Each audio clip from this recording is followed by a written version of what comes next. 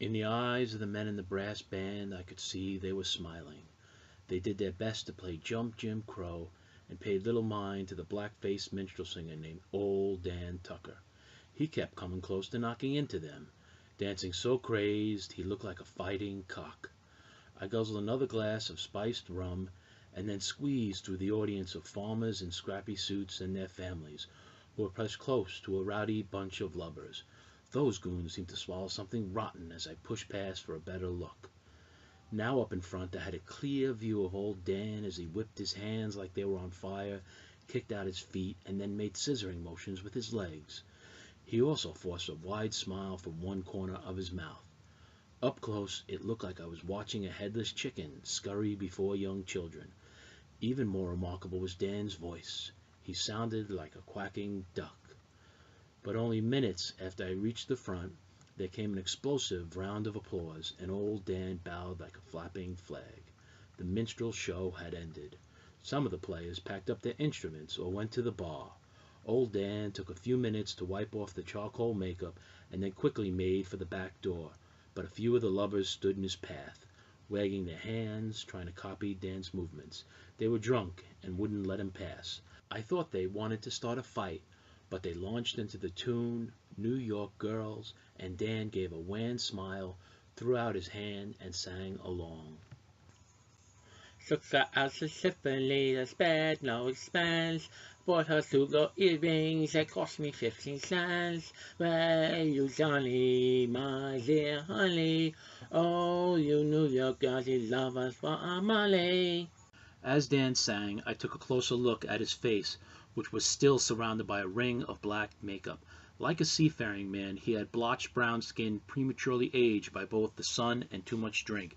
He had scruffy black whiskers and dark eyes that rarely held one focus. They were so flighty, they reminded me of the starry light which had drawn me to him in the first place. The Highland castles disappear, rigs and boots as well. The Yankee girls are suffer than the other side of hell. Away, you Johnny, my dear honey, oh, you New Yorkers, love us for our money. Old Dan turned away from the howling men and cried with what seemed a mouthful of spittle, which was how he sang. Don't you see him? It seemed he spoke to no one in particular. Then he raised his voice even louder. He's over there, he said, though now lighted upon me with eyes that raged with both madness and concern. He's with the pretty one, over here, he said, and pointed toward a comely group of families by the front door.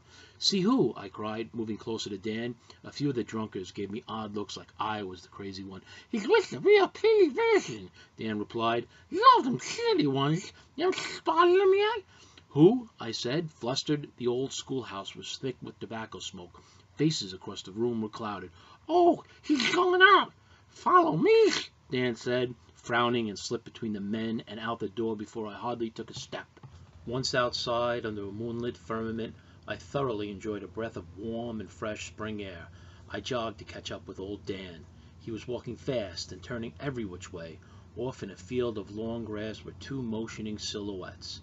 There came a muffled cry. I was about to sprint to them when old Dan grabbed my arm. His grip was surprisingly strong for a thin and gangly man like himself. Can't you smell it? It's too late, he said. Smell what? Blood. Blood, I said, yet could smell only grass and peat. You can't save her, and you can't fight him, especially when he's slaked his thirst. He's a bloodsucker? She's dead, old Dan said, and then looked at me with a crooked gaze. You should have been on to him. What do you mean? You're the demon slayer, one sent by Jack Jeffries. I'm with Jack, but he didn't send me, I said. You're here now, and the young woman is dead. Are they sending other, more capable assassins? No one sent me. Yes, they did. How? I followed the monster all over the country. He was in love with African blood. Now he fancies European. He told me so himself, and that he was on his way to New York in search of the best supply. Last month, I sent a letter to the man in Manhattan who handles such matters. I let him know that the demon was on its way, and I was in pursuit. The response was from a man named Jack Jeffries. He said he was employed in the service of God and country. It was very nice letter, very official. No one sent me, I said, wiping Dan's spittle off my face. Jack sent me a telegram last week. Don't know how he found me. I didn't even know where I was. The telegram said, Joe Harris will greet me upon my arrival and see to my every sneeze. I'm Joe, I said, and ruminated over what I had said to Jack just a few hours ago. He had been grumpy and distant, though knowing Jack, such moods were always followed by bright and cheery ones.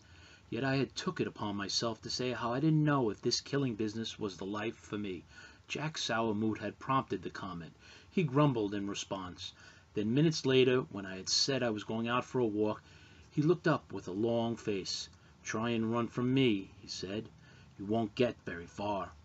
Once again I was amazed by Jack's insight and foreknowledge into coming events. If he didn't outright direct my path to old Dan Tucker, he had foreseen how our paths would cross. While I performed tonight, old Dan said, I saw the demon eyeing the woman and children. He was smacking his red lips and smiling. He wanted me to know how he soon would be drinking all their blood. Old Dan looked to where the woman had been killed. All was silent. In a few days he will need to feed again, and he will look for me. He says I attract the best victims. "Just a minute," I said. Eh? "How do you know I'm me, Joe Harris?" You're covered in blood, he said with the craziest of eyes. The sight doesn't wash away so easy. I looked deeper into old Dan's eyes, thinking his madness would surely be mine some day, just like the demon blood.